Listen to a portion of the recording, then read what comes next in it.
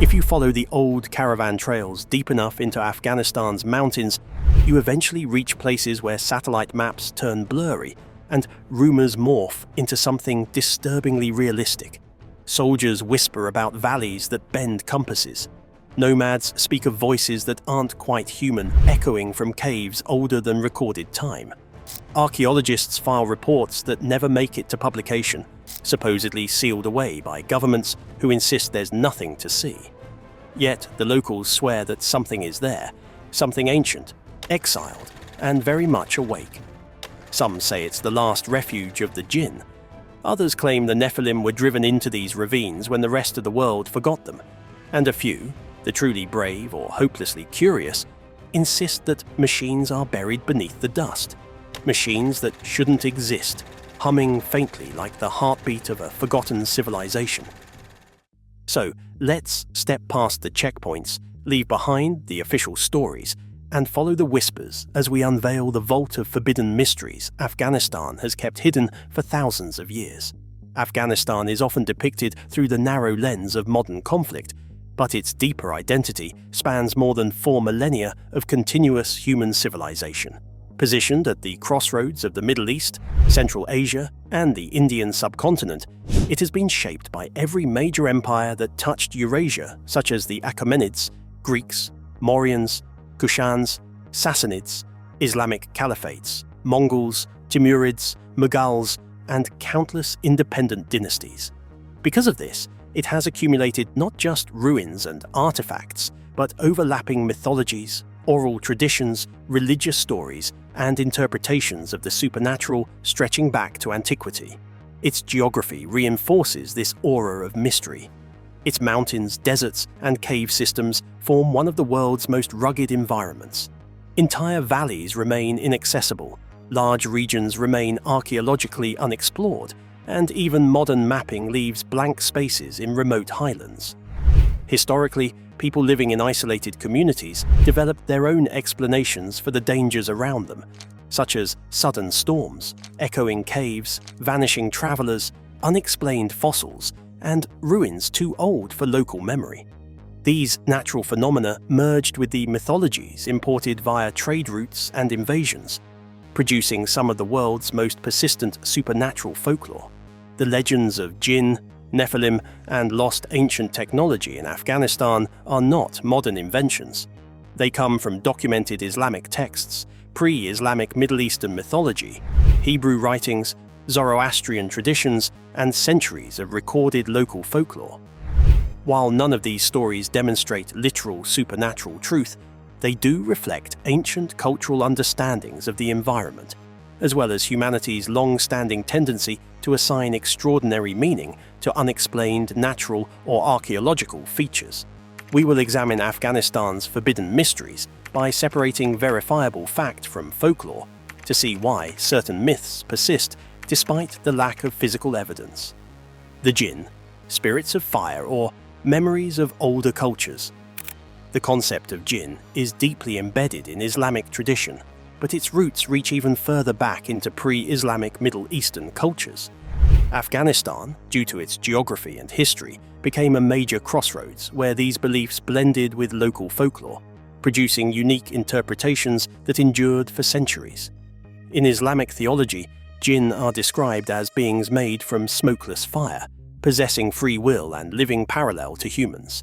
They are neither angels nor demons in the Christian sense, but a distinct creation capable of both good and evil. However, the idea did not originate with Islam. Similar beings appear in the pre-Islamic Arabian religion, where desert spirits and beings of the wind inhabited ruins and remote places. Also, in ancient Mesopotamian lore, which includes stories of invisible beings connected to storms and desolate landscapes, are often cited by scholars as early analogues. Not to mention Persian and Zoroastrian tradition, with entities like the Daiva, supernatural beings that influenced human affairs. When Islam spread into Central Asia in the 7th to 9th centuries, the belief in Djinn merged with local mythologies. Afghanistan, with its long-standing Zoroastrian, Buddhist, and Indo-Iranian heritage, absorbed the new concept and reinterpreted it through its own cultural lens.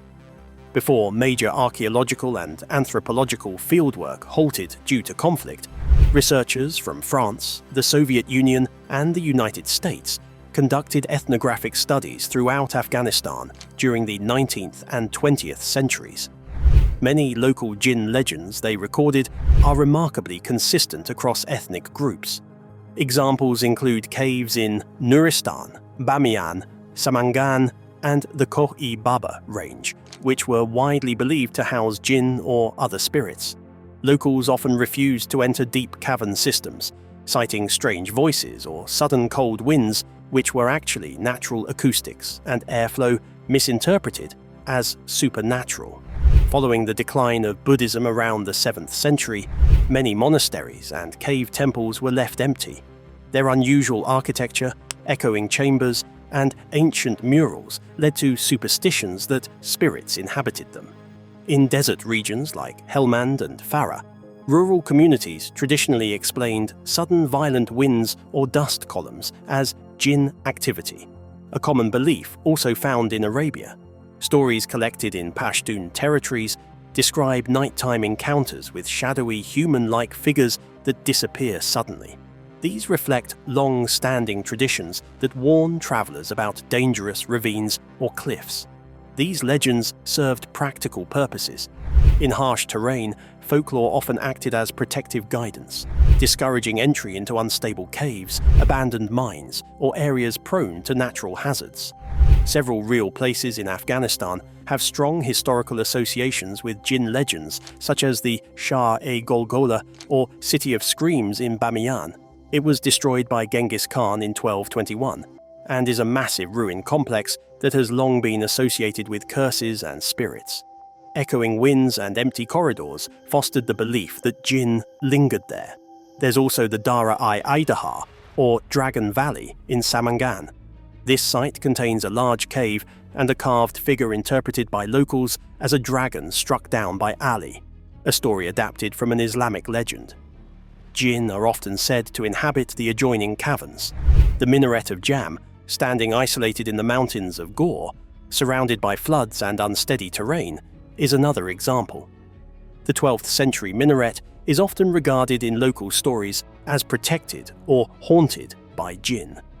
Lastly, the Band-e-Amir region holds some lakes believed to have supernatural guardians due to their unusual mineral formations and striking color. None of these places contains physical evidence of Djinn, but they demonstrate how natural geography, historical trauma, and atmospheric environments reinforce enduring myth. Why Djinn legends persist in Afghanistan is actually explainable. Large parts of Afghanistan remain archaeologically unexcavated or geographically inaccessible. The unknown naturally fosters myth. Caves create strange acoustics, wind tunnels, and temperature shifts that can feel supernatural. Many remote communities maintain oral traditions, hundreds or even thousands of years old, preserving pre-Islamic beliefs that merged with Islamic teachings. Djinn often represent chaos, danger, or natural forces functioning as a culturally meaningful way to explain unpredictability in a harsh environment. The Nephilim legends, misinterpretations, mythic crossroads, and historical confusion. The legends of giants in Afghanistan do not originate within the region itself. Instead, they emerge from a long history of cultural blending across the Near East, Central Asia, and South Asia. When stories of the biblical Nephilim mixed with pre-Islamic Indo-Iranian beliefs and local discoveries of massive fossils or ruins, a new hybrid mythology took shape. We will now examine how these ideas entered Afghanistan, what real archaeological finds may have inspired them, and why stories of giants persist despite a total lack of scientific evidence. The Nephilim appear in a short passage in the Hebrew Bible, namely Genesis chapter 6, verses 1 to 4. They are described as the offspring of the sons of God and the daughters of men, often interpreted as a race of unusually tall or powerful humans, mythic warriors, or even semi-divine beings, depending on tradition. They are mentioned again in Numbers chapter 13, verse 33 as giants living in Canaan, though this later reference is widely considered part of exaggerated military storytelling meant to discourage the Israelites. Historically, these passages were interpreted symbolically, not literally, but during late antiquity and the early medieval period, Jewish, Christian, and Islamic scholars debated their meaning extensively, allowing the concept of Nephilim-like beings to spread across the region. Afghanistan historically sat at a cultural intersection where myth and religion flowed freely along trade routes. Giant legends reached the region through several verifiable channels. Greek soldiers and settlers brought stories of titans, cyclopes, and legendary warriors. These were often absorbed into local mythologies or reinterpreted through Persian storytelling traditions. The Devs, supernatural beings in Persian epics such as the Shahnameh, were often portrayed as large, powerful, and hostile to humans. When these stories spread eastward into what is now Afghanistan, they merged with local lore. Some Islamic commentators linked ancient destroyed peoples like Ad and Thamud mentioned in the Quran with giant-sized legends. These ideas traveled with early Islamic scholars and became part of the cultural fabric of regions absorbed into the caliphate. Lastly, travelers moving between the Middle East and China passed through Afghanistan, spreading stories including Near Eastern giant myths and Central Asian shamanic traditions. The result was not one single giant race myth, but a layered set of stories adapted from many traditions. Before large-scale anthropological research halted in the 1970s to 80s, several expeditions documented Afghan oral traditions that involved giants or giant-like beings. These stories are not biblical in origin, but reflect distinctly Afghan cultural interpretations.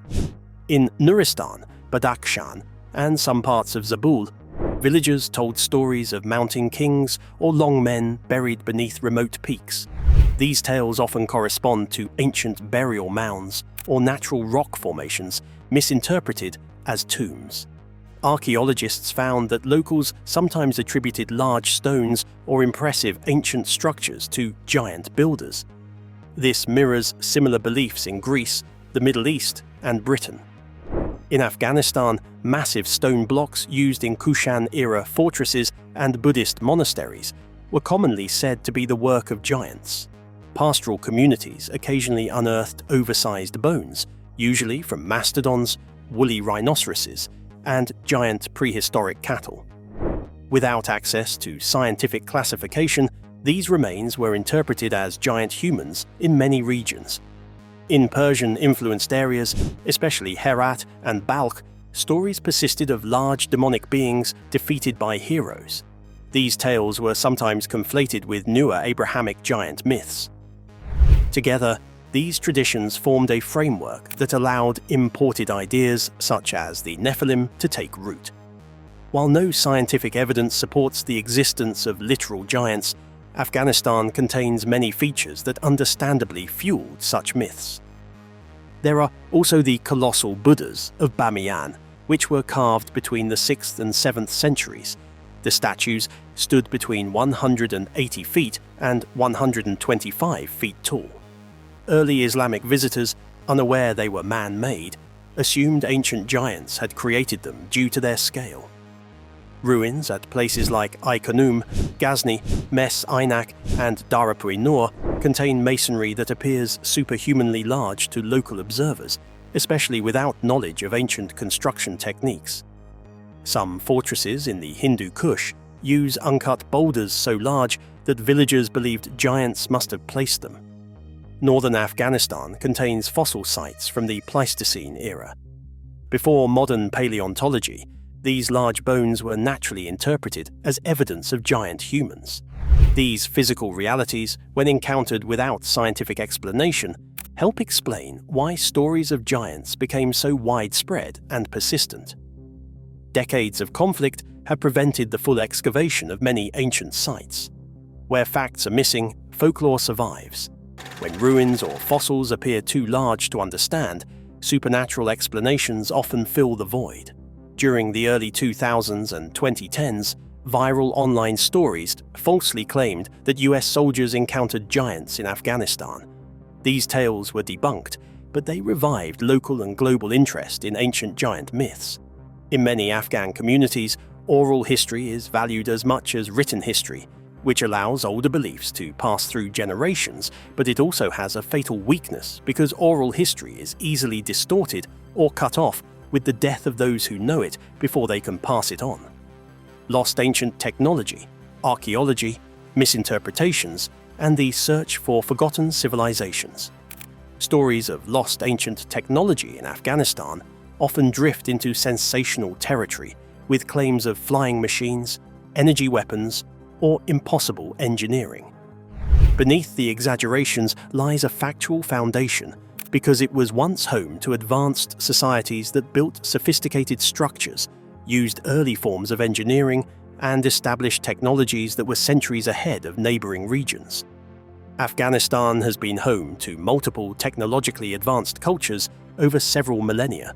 Archaeology confirms that the region once supported prehistoric tool-making societies from 50,000 to 100,000 BCE. Stone tools from caves in Badakhshan and Bamiyan show early forms of craftsmanship and hunting specialization. It also supported Bronze Age civilizations from 3000 to 1200 BCE. The Oxus civilization, also known as BMAC, stretched across northern Afghanistan and Central Asia. Excavations reveal complex fortresses, irrigation systems, metalworking workshops, advanced pottery kilns, and early writing or proto-writing symbols. These findings demonstrate that the region played a key role in early Eurasian technological exchange. Among these periods is the Achaemenid and Hellenistic periods between 500 and 200 BCE. Under Persian and later Greek influence, Afghanistan developed advanced coin minting, hydraulic engineering, architecture using cut stone and columns, and road building. Then there's the Kushan Empire between 100 and 400 CE. This era saw an explosion of innovation in Gandharan Buddhist art, sophisticated urban planning, large-scale monasteries with complex ventilation systems, stone-cutting techniques used in Bamiyan, and early use of concrete-like materials. Lastly, we have the Islamic Golden Age contributions from 800 to 1300 CE. Afghanistan produced scholars in mathematics, astronomy, and engineering.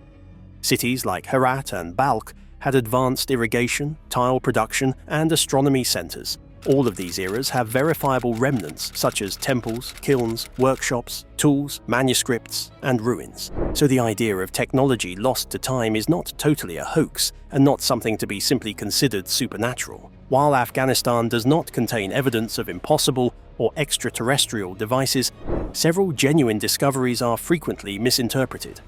The Bamiyan Buddha construction techniques carved statues using the scaffolding systems, plaster and stucco technology, natural pigments, chambers carved inside the statues for workers, and skillful stress management of rock load. Modern engineers have studied them extensively, noting that such massive sculptures required advanced architectural knowledge. To villagers encountering these ruins centuries later, the statues seemed impossible for humans to make, feeding giant builders and lost technology theories. We also know of the Minaret of Jam's structural mastery. It was built in the 12th century and stands over 65 meters tall in an earthquake-prone valley. Engineering analyses show spiral reinforcement, lightweight internal materials, and even precision decorative brickwork. How medieval engineers achieved this in such isolation has led some to speculate about unknown technology, though scholars consider it a masterful extension of Islamic architectural science. Then there's ancient metallurgy and coinage, as Kushan-era sites reveal smelting furnaces operating at extremely high temperatures, gold coinage with detailed imagery, and metal alloy techniques rivaling Rome and China. When these artifacts resurfaced during the 19th and 20th centuries, some observers mistook them for evidence of a mysteriously advanced, lost civilization.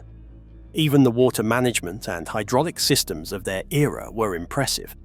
In regions like Balkh and Kandahar, archaeologists found remnants of qanats, which are underground water tunnels, stone-lined reservoirs, and multi-tiered irrigation systems. These systems allowed agriculture in harsh landscapes for millennia, and their complexity helped create myths of ancient engineers possessing forgotten knowledge. While real archaeological discoveries exist, myths began when 19th century explorers exaggerated findings. British, Russian, and French expeditions at the time sometimes described ruins in dramatic, speculative language. Then came the Soviet-era research, which left behind some mystery as some excavation records became inaccessible after the Soviet withdrawal, leading to rumours. When journalists or researchers cannot study a region firsthand, gaps in knowledge get filled with speculation. Between 2005 and 2020, viral articles claimed that US soldiers found ancient flying machines with no evidence to prove these claims true. A Vimana, or mythical Hindu aircraft, was also said to have been discovered in a cave.